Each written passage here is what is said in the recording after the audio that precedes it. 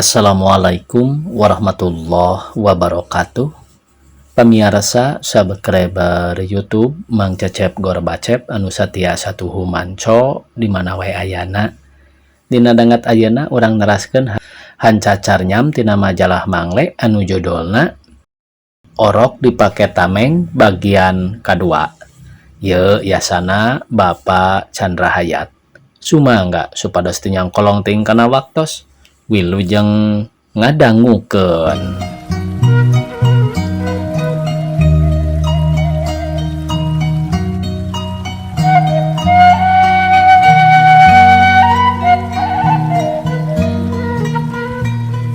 Urang beung-beungan we Pak, bisi nu gelis paragat, ceuk si jangkung teh. Pilih hirup atawa tumpur lodas. Memang sareretan ge geus katangen ku pasuarta bahayana. Tong diganggu anak urang, omongna gemes pisan kadengena. Can ge si jangkung bisa ngajawab geus seak di pasuarta narajang, kapikir ku pasuarta yen lamun manehna api-api kabeng bat merhatikeun anah tangtu disangkana meleng kana dirina darek ngabelaan anak. Eta kasempetan kitu hade mun digunakeun pikeun nandasa lawanna. Datang tuh si musuh teh ceuk itunganna kudu melengna teh. Memang nya kaayaan harita teh nguntungkeun bapana anah, tapi sanajan si jangkung keur meleng oge katang tayungan keneh ku baladna tiluan dikenca katuhunana.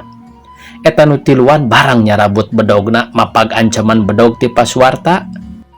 Pasuarta ingat kana bahaya nu kasanghareupan, tangtu bedogna bisa potong atawa kagunting ku bedog-bedog musuh. Nenjo sikepna memang sidik nu tiluan teh kaasup jalma-jalma nu aya warahan ulin. Malah siga-siga sapencaran jeung ulin manehna sorangan guguru ti burujul atawa ti pulo. Teu kalis kungan bisa mapag panarajang wungkul nu tiluan teh, tapi bisa nangenan yen pasuarta geus mimiti miris hatena. Tiluanana barang narajang bangun rek nyambar awak bagian luhur. Atau guragiru pasuarta ngelaukeun sirah micen serangan nu ditujukeun pisan kana sirahna. Anah ngagoak barang nenjo bapana diancam bahaya, tapi teu bisa peta da kakepung ku lup-lup bedil jeung pistol saopat-opat. Bedog nu dua ku pasuarta katakis, tapi nu hiji deui mah lantaran teu terus disabetkeun kana sirah, da tadi ngan siasat tipu malulu ngadekna teh dipengkolkeun rada-rada miring nu diarah iga burung. Geus eueuh waktu pikeun nakisan deui pasuarta teh. Bedog nyangsang dina luhureun cangkengna, manehna ngudupung sapada harita. Anah geus teu bisa ngajerit-jerit acan, da sungutna diwawelan ikat hideung nu geus kucal jeung hapeuk bau tengi. Gusur awewe teh tah lumayan gede wawanena jeung rea kabisana. Jaga euy bisi kabur, ringkid sagalana nu beunang dibawa. Parab gonimahna kana seuneu, awas awewena mah keur dewek. Loba pisan parentahna nu kaluar ti sungut si jangkung teh. Anah teterajelan bari adug-adugan ngan hatena we nu ngajerit nyaram ulah dihuru imahna tapi teu kedal. Sanggeus anah dibawa kaluar katenjo ku anah sababaraha imah hurung manih hibar. Rongkah ngababala komo mun teu bari hujan nu pohara kerepna mah. Imah anah teu tulus dibeuleumna kawasna dicarek deui ku si jangkung teh. Kumaha Bapak? Kumaha Bapak? Ceuk dina hatena leng wae anah kapiuhan dina gotongan nu setengah dibarawa lumpat kanu poek. Sajungna anah ti imahna, anah diborogod di talian dina kursi ti salah sahiji imah tatanggana tuluy digarotong. Sapenting anah teu bisa walakaya, teu bisa nyora-nyora acan. Sumawon mun ngajerit mah lantaran dicocokan sungutna ku ikat nu geus hapeuk jeung bau tengi teh. Jalana nyorang nu rumpil pisan ku kurubutan kana ruyuk-ruyuk nu barala, pungkal pengkol, nanjak mudun jeung laleueur. Kawantu taneuna bareueus, baseuh salawasna sakumaha di leuweung geledegan. Wanci subuh gotongan datang ka anu raang ku durukan tihul. Hiji padataran lengkob anu diliung pasir, curcor cai, pinuh ku saung-saung, sing horeng nu disebut markasna gorombolan. Brai caang, gotongan-gotongan dikumpulkeun, eusina sababaraha rupa, aya kadaharan, embe, hayam, beas jeung jelema nyaeta rohanah teh. Jumlah jamleh aya 7 gotongan. Rohanah pangheulana dilaan talina, lesot tatali. Rohanah kuat keneh lumpat arek ngegebruskeun maneh kana gawir, nekad arek maehan maneh. Tapi gancang ditarewak dirarejengan ku opatan. Anu mawa Nyi Rohanah ti imahna teh nyaeta Hasim. Manehna agul-agul menang anu geulis beri nyengir ka batur-baturna yen eta boyongan teh rek dijieun pamajikanana. Cara batur-baturna nu geus papada barogaeun. Nyi Rohanah teu terejelan bari nyiduhan ka Hasim tina teu sudi ngadenge omonganana. Hasim kalah ka seuri sakitu beungeutna lamokot ku ciduh teh. Awewe-awewe nu geus araya boyongan-boyongan ti heula nyalampeurkeun nenjo kanu anyar nu sanasib jeung maranehna. Malah diantarana aya nu geus ngelek orok sagala. Keur kitu jol aceng kapalana pisan, mun monyet mah mandahna ngaroris. Barang mireungeuh aya nu cacerewetan nyarekan ka Hasim sarta tetehlah aya boyongan anyar tuluy diburu. Ari gok aceng nenjo ka anu diboyong. Manehna teu pohon deui ka Rohanah da baturna ngaji ti leuletik. Malah kagedekeunana jadi sobat dalit ditambahan ku papada aya ati kaping burih. Nyi Rohanah oge apal keneh ka aceng. Rohanah olohok eureun nyarekanana nu loba ge pada heran. "Kelanan Hasim," ceuk aceng. "Eta boyongan pasrahkeun heula ka wanita-wanita, ulah digagalak kaayaanana ruwaseun keneh. Hasim perlu ngalaporkeun heula tina hal operasi-operasi tepi kata di peuting." Nyi Rohanah nenjo aceng jeung ngadenge ucapna, leler hatena leungit ka sieuna, gede harpanana.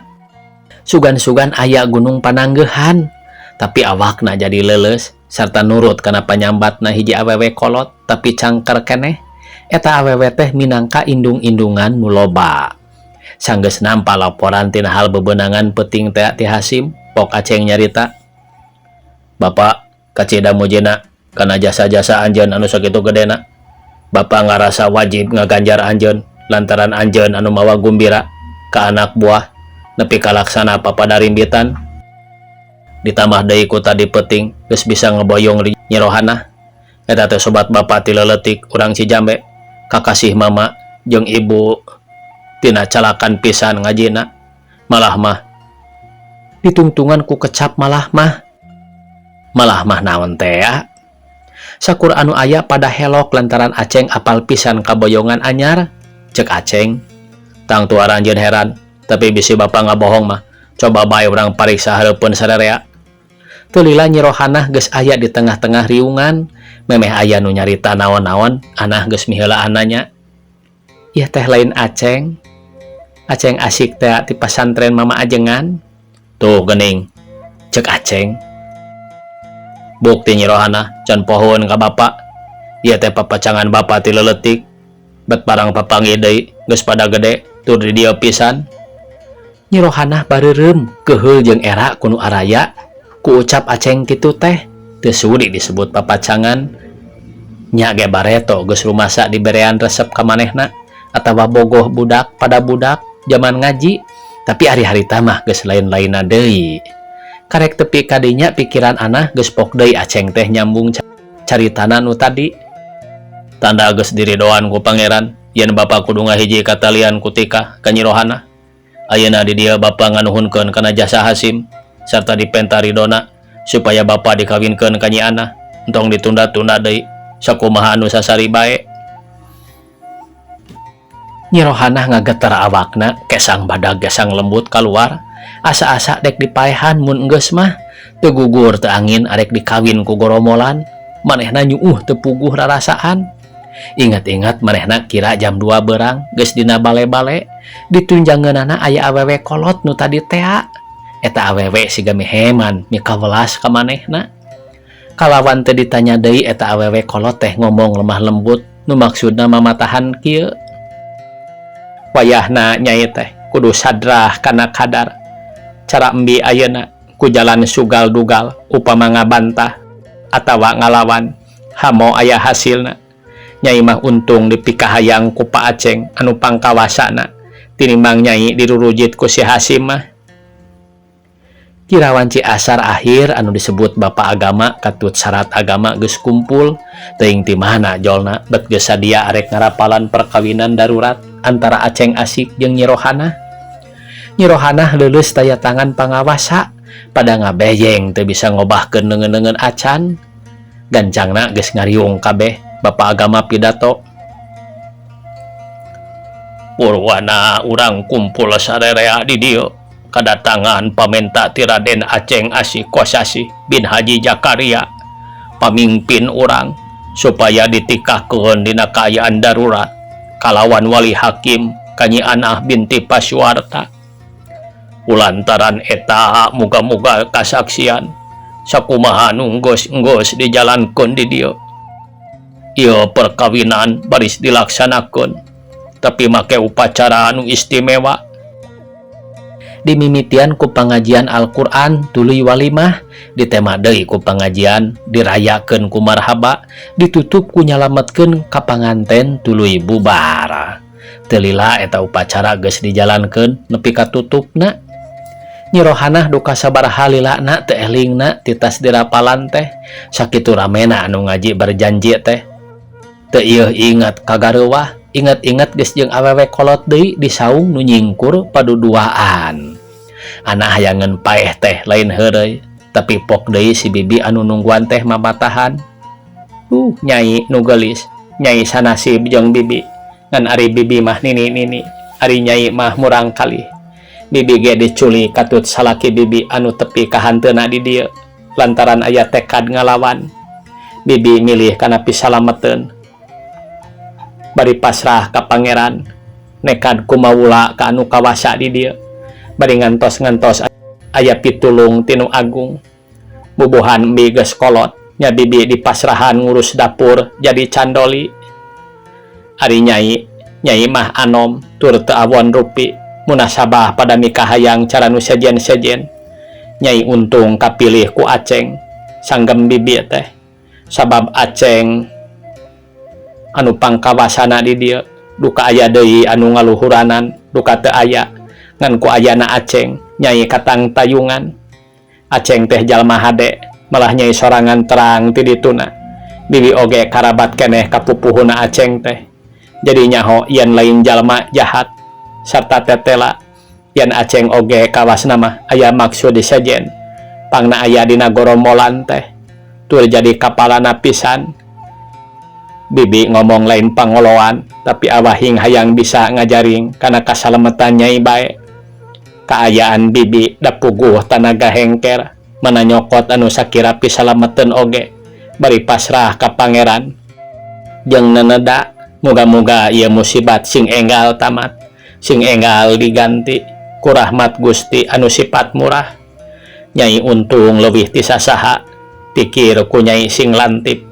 Boa-boa Aceng teh pura-pura ngawin nyai teh, pikeun panghalang bahaya ka awak nyai.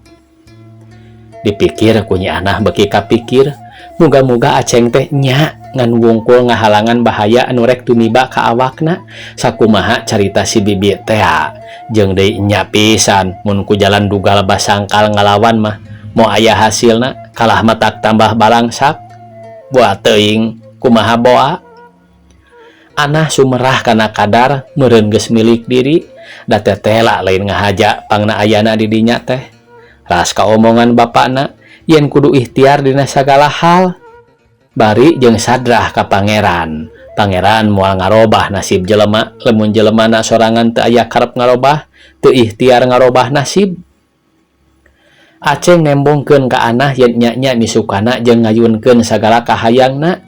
Iwal ti balik ka kampungna, Nyi Anah beki lila beki kabeuli hatena ku Aceng dipuk-pruk ku duit jeung perhiasan. Nepi ka Anah tungtungna jadi betah leleuweungan. Komo sanggeus kanyahoan yen Aceng teh pangna milu kagorombolan lantaran ngajaga keamanan indung bapana mah. Ti zaman loba kiai nu diculik, Aceng geus pura-pura anut ka urang leuweung.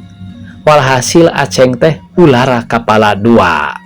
Perhiasan, duit, kadaharan, pakaian anu dipake mupruk-mupruk Anah lain barang haram benang rarampog anak buahna, tapi menang menta ti indung bapakna. Anah miluna ka Aceng teh aya dina kasenangan. Najan kitu teu eureun-eureun manehna nanadak mah hayang aya pitulung tinu agung sangkan bisa balik ka lembur. Sing horeng eta gorombolan-gorombolan teh dipilih gentikeun nyamur-nyamur ka kota-kota sina balanja, malah make bisa meuli majalah, koran-koran bacaeun maranehna. Teu hese balawiri da can aya pagerbitis harita mah. Rohanah ge rajin milu turun ka dayeuh, malah dina waktuna ngajuru mah teu disangka-sangka ku sararea ge bet aya di rumah sakit PMI. Tapi nya eta atuh dina sagala rupa teh sok aya bae panyakit berwitna. Sanajan Anah aya dina panang tayungan Aceng, hatena teu leh aya kasieun nyaeta ku ayana anu niat ngarurujit. Dilengkob parongpong ngan Hasim nu can rimbitan ti antara 22 urang teh. Naon lantaranana? Hayang menang nu geulis leuwih ti batur cenah.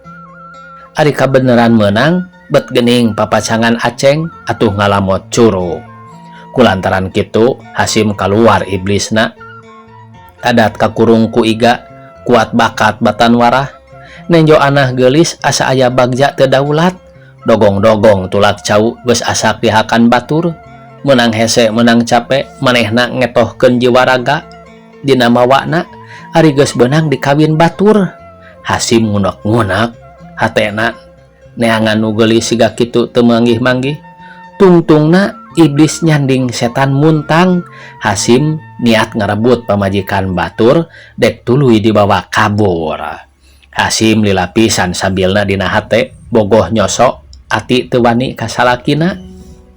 Dina saban poe Rebo sore mun teu hujan, putri-putri gorombolan teh sok ngayakeun pangajian anu dipingpin ku Anah di Tegal, diaping ku anak buahna Hasim, dikapalaan ku Hasim pribadi.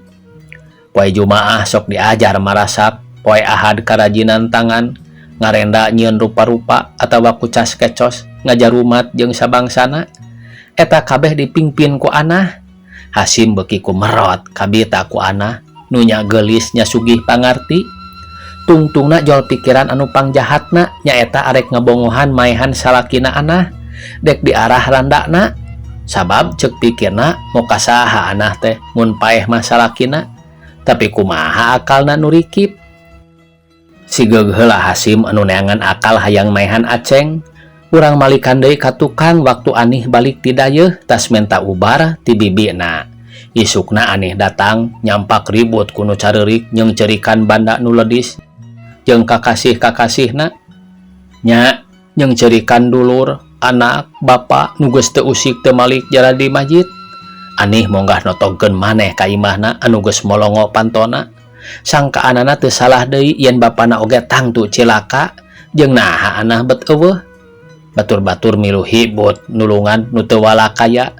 Nah ka mana ari Anah? Blus Anih ka imah kasampak bapana aya. Diuk di juru ngahurun balung ku tulang. Anih ngajerit tarik bari ngarontok satapokna. "Bapak, ieu abdi, mana ari Anah?" Pasuarta jempe teu ngajawab.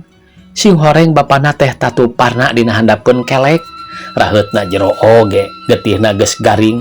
Pasuarta teu ngomong, kawasna baluas keneh iwal ti pepeta mah. Anih ceurik gegerelengan gigireun bapana, nyangka yen bapana moal bisa katulungan deui. Sawatara urang ti anu keur mereskeun nu di luar, aya nu nempok ka nu ceurik jeung mere katerangan yen pasuarta peutingna kungsi jogol jeung gorombolan malah ngarubuhkeun 5 gorombolan anu rek nyulik Anah. Tapi sakuata oge aki-aki mengi ngalawan anu garede tanaga jeung samakta pakarangna tur aya puluhna. Kajadianana Anah leungit di Barawa. Rohani saharita kapiuhan. Saleungitna Anah, bibina jeung pamana mindang datang ti dayeuh ngirim ubar-ubaran ka Rohani anu mulasara bapana di Cijame. Sanajan pasuarta deui-deui disambat oge ku bibina Anih supaya parindah ka kota. Pasuarta teu daekeun. "Hoream kumaha hirup cenah, di lembur mah aya-aya ladang awi jeung sabangsana. Nu mutlak kabogana. Kamalaratan sanggeusna dirampog kadua kalina pikeun urang Cijame beuki rosa karasana. Kasieun kakeueung sumawona mun peuting mah mata krisi." Tapi sanajan kitu dicaricingan keneh bae Cijame teh. da puguh susah pinyingkaheun tur loba nu sapamanggih yen piraku jol deui pas warta taya kamarasan komo sanggeusna ditambah ku dikadek teh mah raheutna kena infeksi. Maklum atuh di kampung gorombolan beki maceh ngagarongna ka lembur-lembur sejen. Kakejeman anu kadenge ka Cijame metak tambah ketir. Aya nu reuneuh ditublas beteungna, budak orok dicacag, peek sirahna jeung awakna meunang neuk-teukan teh ditarancalkeun dina pager. Anih geus mikir, yen lamun datang deui gorombolan ka imahna manehna arek ngalawan, suka paeh batan ngaranapan nasib seperti Ana nu geus jadi boyongan gorombolan. Kakeueung karasana lain bae ku Ani, tapi ku tatanggana oge kitu. Saban peuting jalma-jalma teh tungtungna mah kabeh ngarungsi kanu sakira aman. Cijame pada naringgalkeun teu ditarungguan peutingna. Datang-datang deui jalma-jalma teh isukna subuh-subuh. Waktosna kabujeng sae pamiarsa, sakitu anu tiasa kapihatur. Wassalamualaikum warahmatullahi wabarakatuh.